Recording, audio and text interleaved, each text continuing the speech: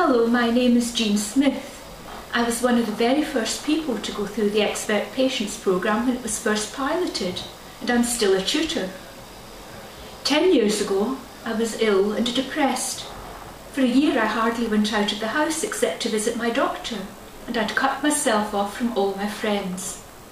It was in a rare visit to the chemist that I spotted a flyer for the Expert Patients programme. My counsellor hadn't heard of it, but who had back then? She said though it looked good and recommended I give it a try. She sounded relieved there was something else she could signpost me onto. I was so scared that I almost persuaded myself not to go, but I reluctantly made it to the venue at the local town hall. I was terrified peering round the door of the huge room, but Lynn Wilson, who was tutoring the group as well as implementing the pilot, welcomed me warmly and asked my name. The support of Lynn and her co-tutor and that of the group enabled me to make great strides, even in that first week, and my counsellor was happy to sign me off, though I think a little surprised at my progress.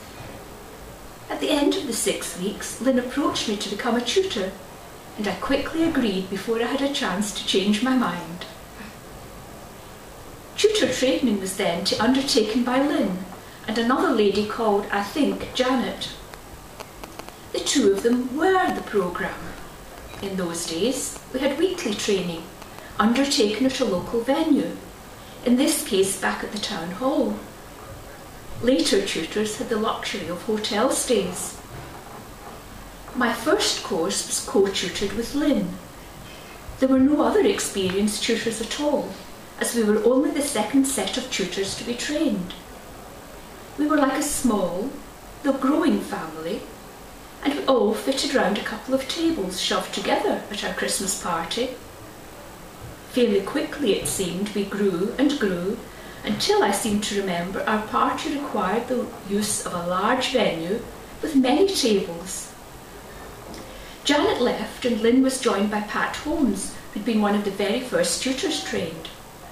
We all knew each other and we all worked on courses in the Liverpool and Cheshire area.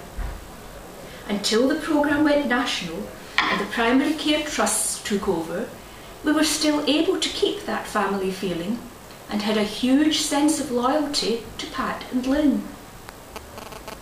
As more of us had several courses under our belts, Lynn was able to concentrate on raising awareness for the programme, persuading PCTs to run courses and recruiting participants. We early tutors were entrusted to take the newbies under our wings for their first few courses. A couple of those early courses remain in my mind. In one, a young man was so distressed at the end of our last session together that he jumped up and began to strip. I was leading and could only think to continue as if nothing was happening. Nobody batted an eyelid in typical British fashion. He was removed in the nick of the time by one of the male participants, returning shortly after, fully clothed.